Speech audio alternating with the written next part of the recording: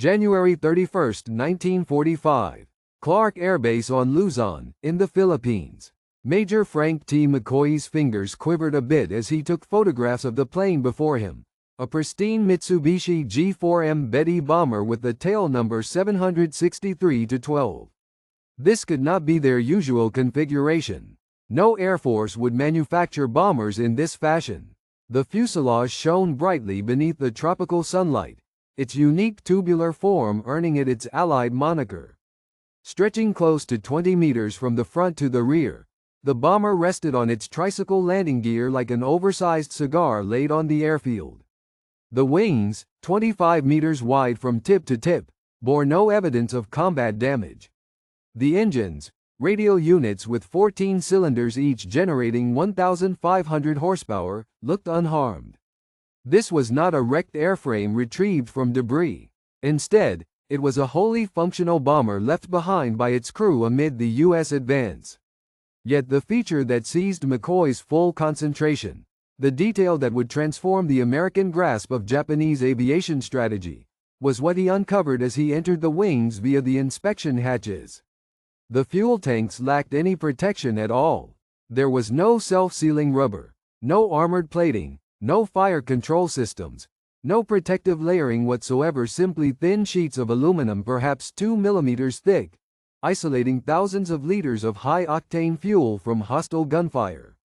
Major McCoy, leader of the Technical Air Intelligence Division for the Southwest Pacific, had looked over scores of wrecked Japanese planes throughout the theater. But nothing had prepared him for what he was witnessing now. This bomber, left untouched during the American retaking of Clark Field, would reveal a design approach so foreign to Western military thinking that analysts required months to grasp its significance. The calculations prompted by this revelation would alter American combat doctrine and aircraft development throughout the rest of the conflict.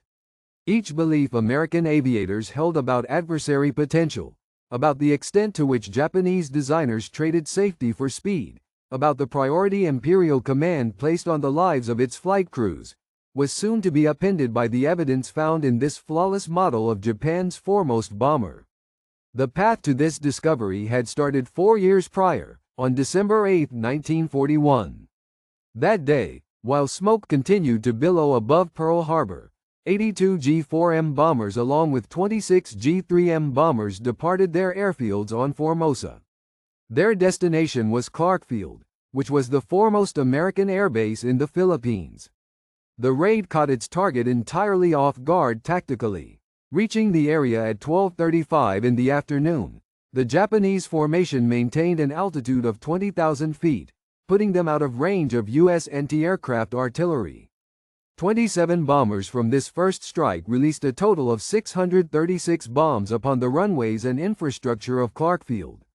Soon after, 0 fighters appeared, flying at treetop altitude, using their machine guns to obliterate any remaining aircraft spared by the bombing. Out of the 17 B-17 flying fortresses stationed on the airfield, 12 were completely destroyed. Nearly all P-40 Warhawk fighters were turned into smoldering husks. Within a span of 45 minutes, the American aerial forces in the Philippines were essentially destroyed. Lieutenant James Harrington, among the scarce number of surviving United States pilots, observed from within a bomb shelter as the Japanese planes turned northward. "What amazed me was their approach," he later described in his combat account. "Flawless formation, at extreme height, entirely unreachable for us.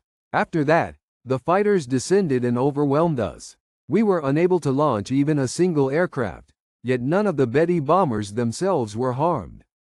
The handful of American fighters that did manage to take off arrived too late and were met only with empty skies. The Japanese showcased the long reach of their bombers, executing a strike from airfields 460 miles distant, something no American bomber was capable of at that point in the conflict. The Betty's first year engaged in combat turned out to be devastatingly successful. On December 10, 1941, exactly 2 days after the attack on Clark Field, 26 G4M bombers combined with older G3M Nell bombers to target Force Z, which was a British naval group centered on the battleship HMS Prince of Wales and the battlecruiser HMS Repulse. The bombing commenced at about 12:20 that afternoon. Japanese bombers advanced in carefully timed waves, and their torpedo runs were executed with a degree of precision that astonished the British witnesses. The Bettys were armed with Type 91 aerial torpedoes, each one weighing 840 kilograms and featuring a 205-kilogram warhead. These torpedoes were engineered specifically for use in shallow water, traveling at depths effective enough to hit vessels close to shore. Their torpedo attacks concentrated on the two major warships with devastating precision. The Prince of Wales, a battleship weighing 43,000 tons and embodying the latest advancements in British naval strength, sustained no fewer than 6 torpedo impacts along with injuries from high-altitude bombers. The blasts beneath the waterline tore vast breaches in the hull, with flooding overwhelming the damage control systems. The battleship began to tip dramatically to one side. Repulse, a battlecruiser launched during World War I, but updated in the 1930s, took at least 4 torpedo strikes as it tried to maneuver away from the oncoming aircraft. Although the ship's anti-aircraft guns managed to bring down several Japanese planes, they were unable to halt the well-coordinated torpedo attacks from successfully striking their objective. Altogether, the destruction was lethal. Both principal warships rolled over and went under within just hours of the assault. Prince of Wales sank at around 13:20 hours. Repulse went down soon after at roughly 13:33 hours. 841 sailors from the British Navy lost their lives. The remaining crew were saved by the accompanying destroyers. The battle spanned less than 2 hours from the initial sighting to the sinking of both vessels. This was the first occasion in naval warfare when major warships defending themselves were destroyed solely by aerial bombardment in open waters. The G4M Betty bomber accomplished what naval experts had argued over for years. British dominance at sea in Asian waters was demolished in just 90 minutes. All across the Pacific starting in early 1942, American and Allied airmen encountered Betty bombers in nearly every significant conflict. The bombers appeared to operate unchallenged, hitting targets from distances that surpassed traditional expectations.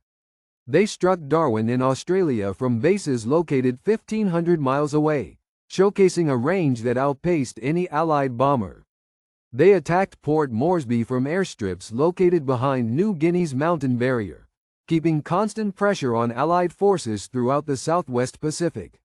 They targeted Guadalcanal from Rabaul, a stretch of over 600 miles, projecting Japanese aerial strength across broad maritime spaces. The operational reach of the Betty bomber granted Japanese troops a strategic mobility that the Allies found hard to match. Forward-based American fighters did not have the endurance to intercept Betty bombers leaving distant airfields. Allied bases frequently suffered air raids from Japanese locations that Allied aircraft could not reach in return. The imbalance in bomber range allowed Japanese units to launch attacks with little opposition as Allied forces struggled to respond in kind. This edge lasted through the opening 6 months of the conflict. Betty bombers took part in almost every significant Japanese offense throughout the Pacific and Southeast Asia. They launched attacks on the Philippines, Malaya, the Netherlands, East Indies, New Guinea, and the Solomon Islands. They supported naval engagements throughout the area. They also carried out reconnaissance operations at distances beyond the maximum of any Allied plane. The Betty emerged as the emblem of Japan's remote striking aerial prowess. However, this superiority hinged entirely on the Allies' lack of fighter resistance. Whenever the Bettys could strike targets unopposed, fly above the effective altitude of anti-aircraft fire, deliver their payloads, and exit before interceptors arrived, they were devastatingly destructive. Such circumstances were common during the opening part of 1942 when Allied air forces were spread thin and underpowered. But by the middle of 1942, conditions on the battlefield began to shift.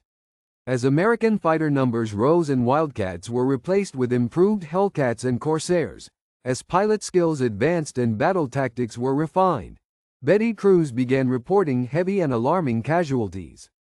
The turnaround became starkly clear on August 8, 1942. That day, 23 G4M bombers of the 4th Air Group left Rabaul with the mission to assault American positions at Guadalcanal. U.S. fighters intercepted the formation as it flew over Savo Island. In the clash that ensued, 18 out of the 23 Bettys were destroyed. Close to 120 airmen were killed, marking the greatest single loss of G4 megaseconds in the entire campaign. Pilots consistently recounted the same finding in every encounter. The Betty would burst into flames with only modest hits. As few as 2 or 3 bullets striking the fuselage or wings could cause complete destruction. The plane soon earned dark monikers spreading through American ranks. Flying Cigar, One-Shot Lighter, Flying Zippo, alluding to the Betty's notorious vulnerability to catching fire in combat. By the time Lieutenant Commander John Thomas Blackburn took command of BF-17 on Guadalcanal in October 1942, flying F-4U Corsairs, the perception of the Betty bomber had altered entirely. The first occasion we intercepted a group of Bettys, we were astonished at how easily they were brought down. Blackburn later stated, "You could strike them anywhere on the fuselage or wings and they would burst apart. We deliberately sought them out, identifying them as some of the least resilient targets in the Pacific theater." However, only after American troops began seizing undamaged models for thorough evaluation did the full scope of the Betty's weaknesses, along with the design choices that ensured such devastating losses, become clear. The initial major intelligence advance occurred in November 1942, when Australian troops captured Japanese runways at Buna in Papua New Guinea. Technical air intelligence inspectors located Betty bombers among the aircraft left behind, sustaining differing degrees of damage. The earliest inspections validated pilot testimony. The fuel tanks possessed no protective features at all. Allied Technical Air Intelligence Unit, Southwest Pacific, assigned their aeronautical engineers to carry out a comprehensive analysis. Access hatches on the wings exposed fuel cells entirely lacking in protective features. Thin aluminum shells, no rubberized protection, no fire retardant coating, and no suppression apparatus. Every Betty examined at Buna exhibited these exact specifications. This didn't result from combat or field alterations. This was the norm for Japanese manufacturing. The consequences were immense. By 1942, American bombers universally had self-sealing fuel tanks. From the B-17C onwards, the B-17 Flying Fortress included them. The XB-24B prototype and subsequent B-24 Liberators also had them.